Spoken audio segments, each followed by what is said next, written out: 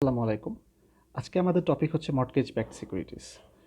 তো mortgage backed সিকিউরিটিসে ২টা term আছে নামের ভিতরে। একটা হচ্ছে মর্টগেজ, একটা সিকিউরিটি। নাও এই ২টাই হচ্ছে instrument, financial instrument, mortgage and security. তো এই সিকিউরিটিটা ব্যাকড হয়ে আছে এই সিকিউরিটির মাধ্যমে। নাও ব্যাকড বলতে বেসিক্যালি বোঝাচ্ছে এখানে ডিপেন্ডেন্ট, মানে নির্ভর হয়ে আছে। এটা নির্ভর এটার উপরে। নাও সেটা কিভাবে হচ্ছে সেটাই এখন আমরা এই ভিডিওতে দেখব। তো ফার্স্ট অফ অল, মর্টগেজ কি? What is a mortgage? Mortgage হচ্ছে form of loan, form of loan যেটা নেওয়া হয় পারচেজ রিয়েল এস্টেটের জন্য, রিয়েল এস্টেট পারচেস করার জন্য। রিয়েল এস্টেট পারচেস করা বলতে এখানে বোঝানো হচ্ছে যে বাসা বাড়ি কেনার জন্য যে লোনটা আমরা নিয়ে থাকি সচরাচর সেটা। তো এটা কারা নেয়? এটা নেয় হচ্ছে জেনারেল কনজিউমার, জেনারেল পাবলিক, সাধারণ মানুষ, আপনি, আমি, আপনার বাবা, আমার বাবা, এরকম। অ্যান্ড সেকেন্ড হচ্ছে commercial banks, commercial institution, sorry, commercial institutions, সেটা ফার্মস হতে পারে, কোম্পানিজ হতে পারে, এক্সেট্রা। যেটা হচ্ছে সেটা দেখেন, এবার একটা ইকোনমিতে একটা মানুষ, সে একটা কমার্শিয়াল ব্যাংকের কাছে যাচ্ছে লোনের জন্য, হাউস লোনের জন্য। কমার্শিয়াল ব্যাংক তার সকল ক্রাইটেরিয়া জাস্টিফাই করে তাকে লোন অ্যাপ্রুভ করছে, তাকে লোন অ্যাপ্রুভ করছে। নাও কমার্শিয়াল ব্যাংকের এখানে বেনিফিট কী? What is the benefit of commercial bank? আগে সেটা আমরা দেখি। বেনিফিট, কমার্শিয়াল ব্যাংকের ফার্স্ট বেনিফিট হচ্ছে কমার্শিয়াল ব্যাংক এটার বিনিময়ে ইন্টারেস্ট পাবে, যেটা কমার্শিয়াল ব্যাংকের জন্য ইন্টারেস্ট ইনকাম। সেকেন্ড বেনিফিট হচ্ছে commercial bank end of the period, end of period তারা তাদের টোটাল প্রিন্সিপাল অ্যামাউন্টটা পেয়ে যাবে, প্রিন্সিপাল অ্যামাউন্ট পেয়ে যাবে। কিন্তু যেটা হয় সেটা হচ্ছে যে এখানে কিছু রিস্ক ফ্যাক্টর আছে কমার্শিয়াল ব্যাংকের জন্য। রিস্ক ফ্যাক্টর হচ্ছে ডিফল্ট করতে পারে, ডিফল্ট,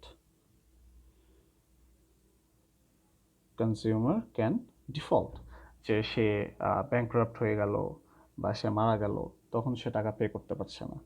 অ্যানাদার ফ্যাক্টর ইজ যে প্রিন্সিপাল অ্যামাউন্ট,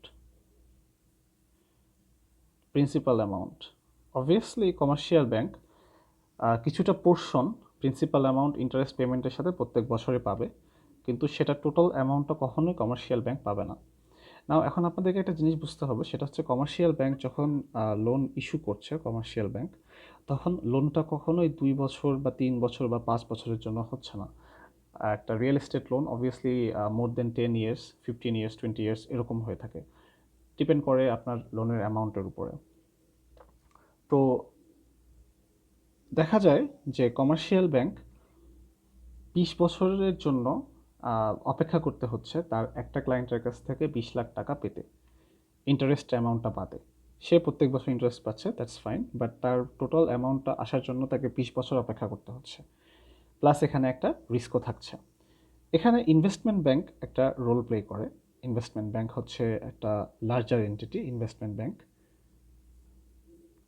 কমার্শিয়াল ব্যাংকের থেকে, দে আর আ লার্জার এন্টিটি, তাদের ক্যাপাবিলিটিস অনেক বেশি। ইনভেস্টমেন্ট ব্যাংক তাদেরকে অফার করে কমার্শিয়াল ব্যাংকে যে তুমি তোমার লোনগুলো আমার কাছে সেল করে দাও। লেটস সে যে কমার্শিয়াল ব্যাংক ইকোনমিতে ইয়ার 2021-এ কমার্শিয়াল ব্যাংক 10টা লোন ইস্যু করেছে, 10টা লোন ইস্যু করেছে, একটা লোন 50 লাখস করে, 50 লাখস করে। টোটাল রাউন্ড অফ ফিগার আসে 5 করোড়, 5 করোড় টাকার loan, 5 crore loan commercial bank issue করেছে। এবার এই 5 কোটি টাকার লোন ইনভেস্টমেন্ট ব্যাংক কমার্শিয়াল ব্যাংকে বলছে তুমি এই 5 কোটি টাকার লোন আমাকে সেল করে দাও, তুমি 5 কোটি টাকার লোন আমাকে সেল করে দাও। এতে করে তোমাকে প্রিন্সিপাল অ্যামাউন্টের জন্য অপেক্ষা করতে হবে না, এতে করে তোমাকে নো ওয়েটিং, এতে করে তোমাকে অপেক্ষা করতে হবে না 20 বছরের জন্য। তুমি এখনই তোমার 5 কোটি টাকা তুমি পেয়ে যাচ্ছ। আর আমি যে ইন্টারেস্ট পাবো, let's say commercial bank interest পেত 100 টাকা। সিম্পলিসিটির জন্য আমি একটা অ্যামাউন্ট এখানে ধরছি। কমার্শিয়াল ব্যাংক 100 টাকা করে যদি ইন্টারেস্ট পেত, ইনভেস্টমেন্ট ব্যাংক কী করবে? ইনভেস্টমেন্ট ব্যাংক বলবে যে এখন থেকে এই ইন্টারেস্টের টাকাটা আমি নিব।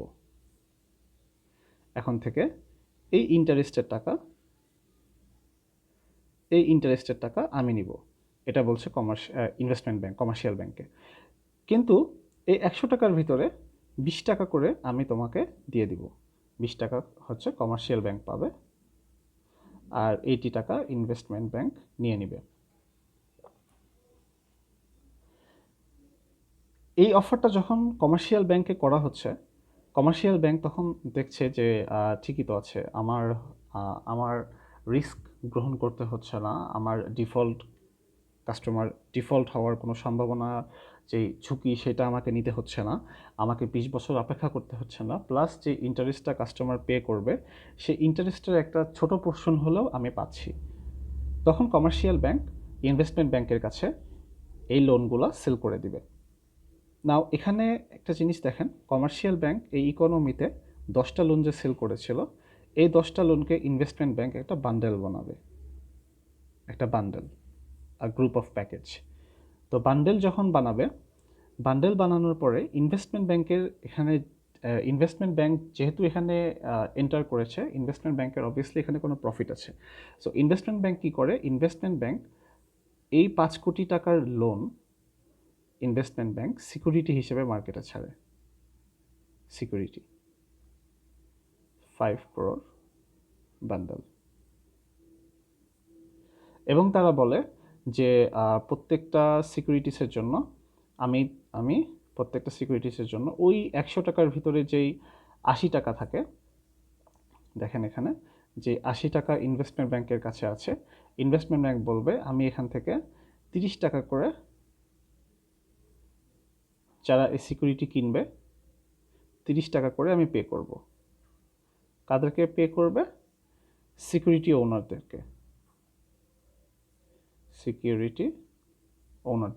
পে করবে। কোন সিকিউরিটি? এই সিকিউরিটিটা 5 কোটি টাকার সিকিউরিটি, ঠিক আছে? সো এইটা basically most of the time দেখা যায় এটা পারচেস করে হচ্ছে ইনস্টিটিউশনাল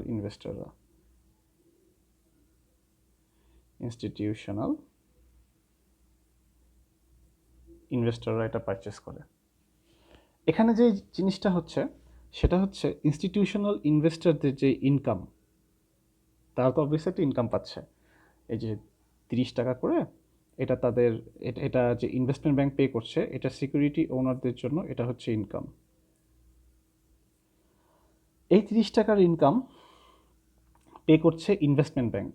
ইনভেস্টমেন্ট ব্যাংক এটা কোথা থেকে পে করছে? ইনভেস্টমেন্ট ব্যাংক এটা পে করছে, এই কাস্টমারটা ইন্টারেস্ট পে করছে তাকে কমার্শিয়াল ব্যাংকে 100 টাকা, কমার্শিয়াল ব্যাংক সেখান থেকে 20 টাকা রেখে দিয়ে 80 টাকা ইনভেস্টমেন্ট ব্যাংকে দিচ্ছে, ইনভেস্টমেন্ট ব্যাংক সেখান থেকে 50 টাকা রেখে দিয়ে 30 টাকা দিচ্ছে ইনস্টিটিউশনাল ইনভেস্টরদেরকে।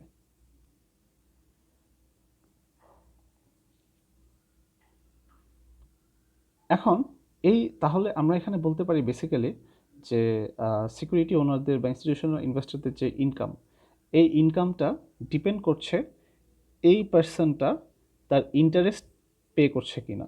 কাজ এই পার্সন যদি ইন্টারেস্ট না পে করে, তাহলে এই 20 টাকা কমার্শিয়াল ব্যাংক পাবে না, এই 80 টাকা ইনভেস্টমেন্ট ব্যাংক পাবে না, 50 টাকা ইনভেস্টমেন্ট ব্যাংক রাখতে পারবে না। সো 30 টাকা ইনভেস্টমেন্ট ব্যাংক ইনস্টিটিউশনাল ইনভেস্টরদেরকে পে করতে পারছে না।